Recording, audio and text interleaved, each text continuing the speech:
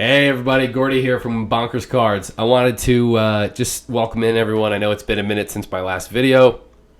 Things personally have been just crazy in my work life, so I haven't been able to make card videos, which I've been really trying to get around to doing, but just wanted to kind of give an update. Since I had last made a video, we had a couple of unfortunate news pop-ups in terms of, for me, in the baseball world, obviously the MLB and the Players Association were unable to come to an agreement, which is delaying the start of the MLB season, which really kind of bugs me because I'm excited to get baseball watching again. I'm excited to kind of get back into it. I think collecting baseball cards over the last 6 months to a year has really sparked my interest back in the MLB.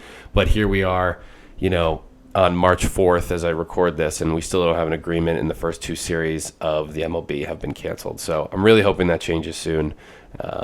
Rob Manfred, you stink.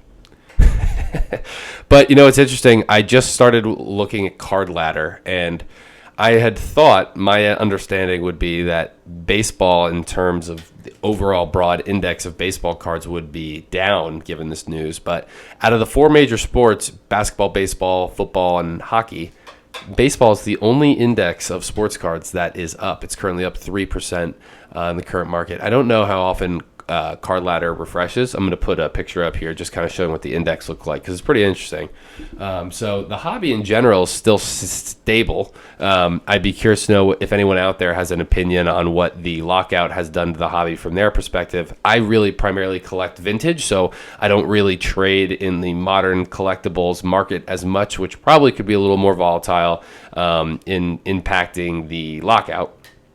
But I think there's still an interest in the hobby, and all of the reasons why I'm bullish on alternative assets and sports cards for the future as an investment are still very much intact. So I don't want to overanalyze that, but I wanted to kind of talk through the state of the market on that degree, but I also kind of wanted to just discuss another card set. My videos that I had been posting as it relates to the 1954 top set, which is my favorite. My current update is that I'm 230 cards into the 1954 top set. I have the Hank Aaron, I've got the Jackie Robinson, I've got the Willie Mays. The only big name card I still need is the number 250 Ted Williams.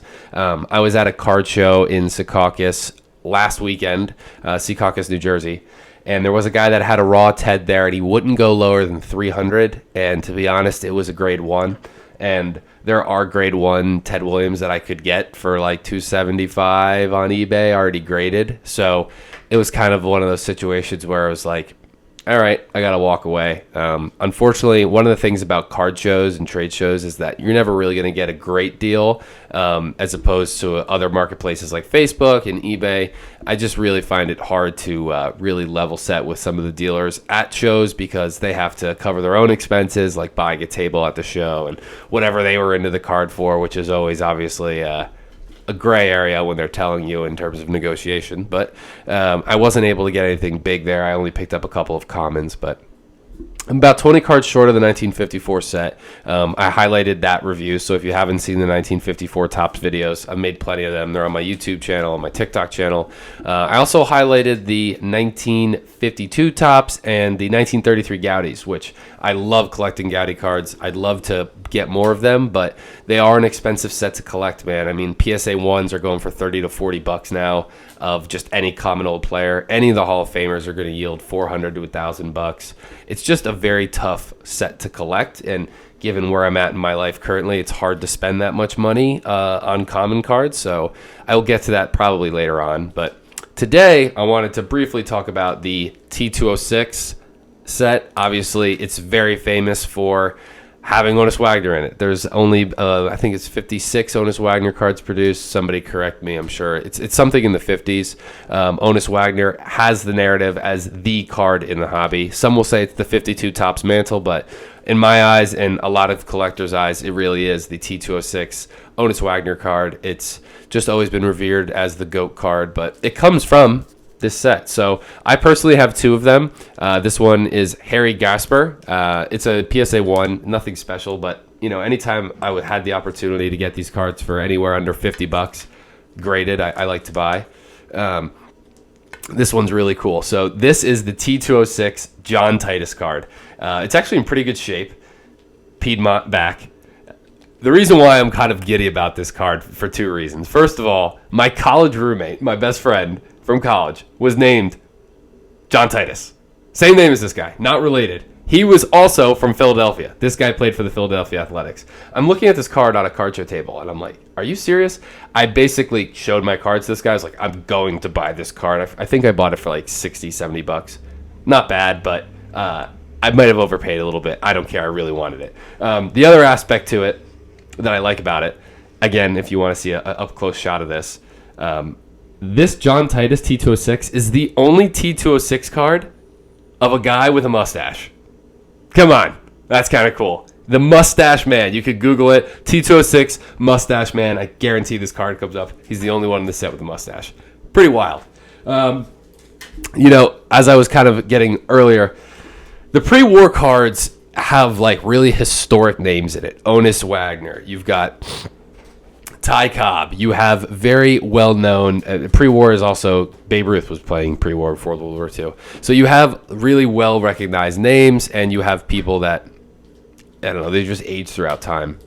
So I really like that set for that reason.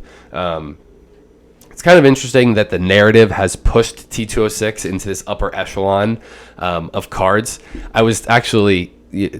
I got word personally of an upcoming auction. It's a Ty Cobb card, and it's one of 4 known in existence. It's graded. It's a grade 4. I think it's graded through SGC. It's a Ty Cobb.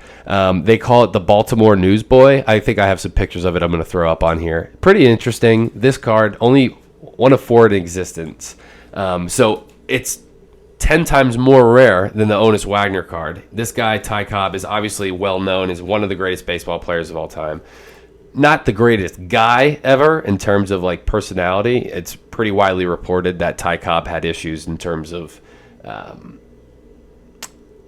racism, over-competitiveness to the point that he was kind of violent. I think he was actually kicked out of the league for a small amount of time. So those things kind of cloud him in terms of image.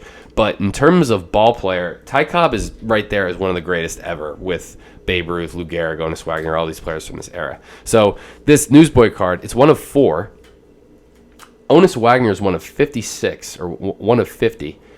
Why is the Honus Wagner going for a $1.6 to $2 million, or whatever the valuation will be of the next one that comes out? In this card, I think the last one in auction went for $150,000. Like I said, there's only 3 other ones out there.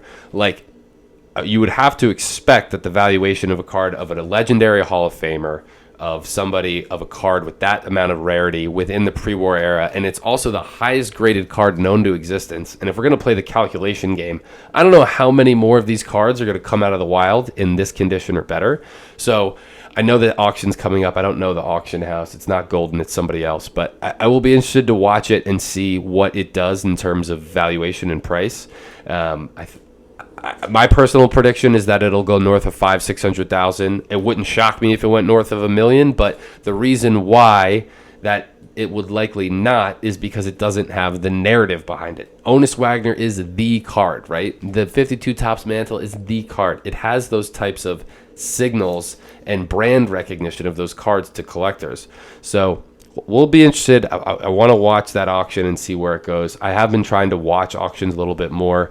Golden, PWCC. I check eBay once a night. I'll be curious if anybody wants to leave in the comments below where they currently watch higher end auctions and who do you think has the best stuff. I know that Golden's coming out in the next couple of months. Golden's going to have his own TV show on Netflix, so that'll be interesting to see. But yeah, I mean, I just haven't gotten on the video screen and been able to kind of talk cards with you, which I've wanted to do for a while. So the T206, it's my 3rd favorite set behind 52 and 54 Topps. I also like the 1933 Gaudies. T206 probably ranks 4.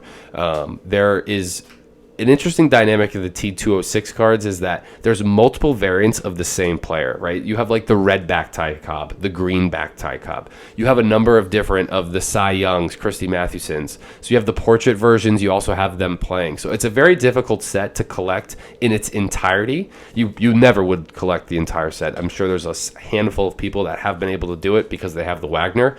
But most people are trying to take the attempt of collecting the set minus Wagner, one variant of each player. Because outside of that, it's extremely difficult to be able to do that.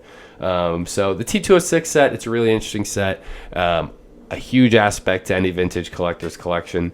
I'll probably get more into it once I finish up these 1954 Topps, but Till then, I'll see you guys on the other side. Gordy, out.